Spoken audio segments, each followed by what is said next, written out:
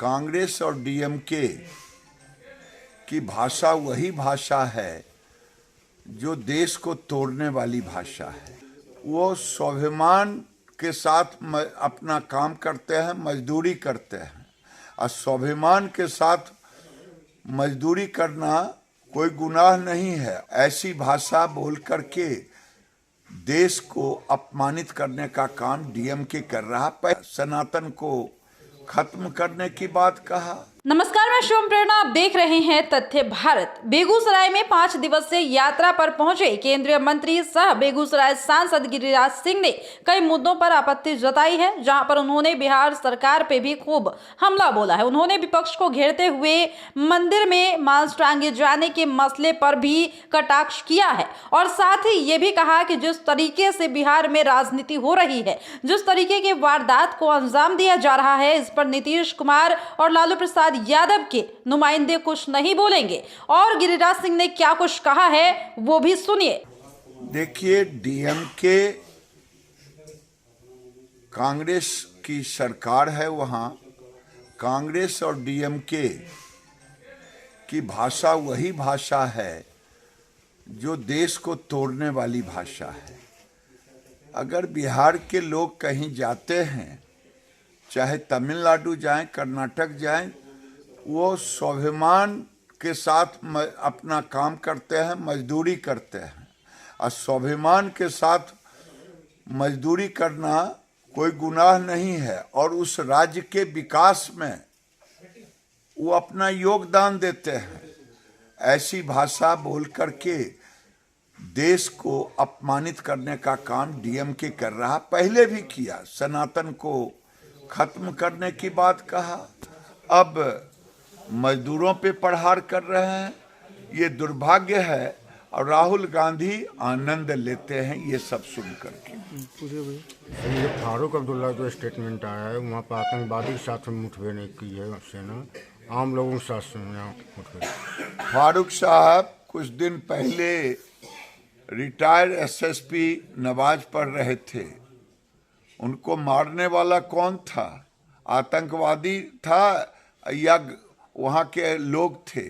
अगर लोग थे, आप जानते हैं नाम, तो आपको बताना चाहिए सरकार को।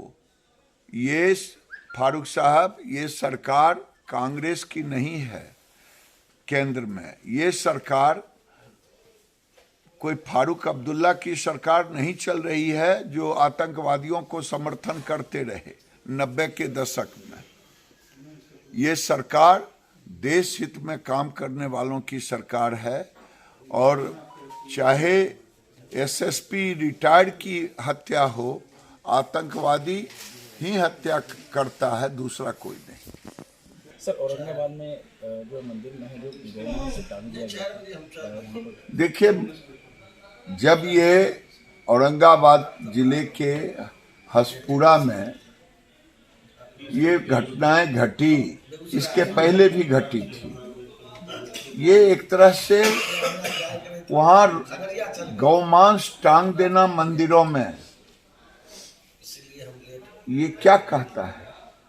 ये कहता है कि मैं थ्रेटनिंग दे रहा हूँ, अब यहाँ इस्लामिक राष्ट्र बनेगा, इस्लामिक कानून चलेगा, क्योंकि यहाँ तो नीतीश कुमार लालू जी का राज है और सरकार उन पर कार्रवाई नहीं करती है। मैं तो कहता हूँ, सरकार अगर उस गांव में कार्रवाई करे जहाँ के लोगों ने किया है, वहाँ मालूम हुआ है कि रोहिंग्या आकर के बसा हुआ है और धीरे धीरे रोहिंग्या को बसाने का काम कर रहे हैं। ये बिहार के अंदर उन्माद फैलाने वाले को ये नीतीश की सरकार कार्रवाई क्यों नहीं करती है? अगर ये हिंदू किया होता, किसी मस्जिद में सुअर का मांस लटका दिया गया होता, तब ये बवाल मचता। लेकिन मंदिरों में अगर कोई गाय का मांस टांग दे तो सरकार की नींद नहीं खुलती। ये एक बार की घटना नहीं है, ये दूसरी तीसरी घटना है।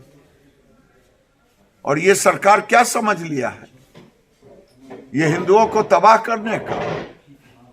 इस पर अपना किसी का वक्तव्य नहीं आएगा, न तेजस्वी यादव बोलेंगे, न नीतीश कुमार बोलेंगे, न लालू यादव बोलेंगे। अगर उल्टा होता तो देखते अभी वहां पर सारे के सारे पॉलिटिकल टूरिज्म बनाए होते, आरजेडी और कम्युनिस्ट और नीतीश कुमार। ये दुर्भाग्य है बिहार का।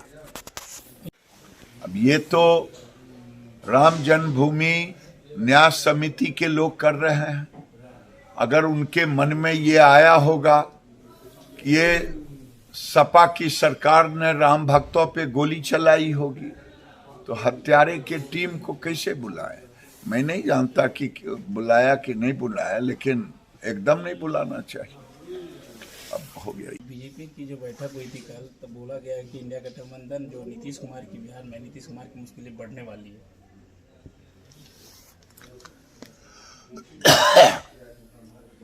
नीतीश कुमार की मुश्किलें बढ़ने वाली है बिहार में, तो निश्चित रूप से मोदी की जो लोकसभा का चुनाव होगा, जितना हैकरी करना हो बिहार की जनता ने तय कर लिया है। मोदी की गारंटी की सरकार मिलेगी, क्योंकि मोदी ने ही गरीबों को राहत देने का काम किया है। आज तक किसी सरकार ने काम नहीं किया। इसीलिए नीतीश कुमार गठबंधन की मुश्किलें तो बढ़ेगी ही, जनता नकारेगी, मोदी को चुनेगी।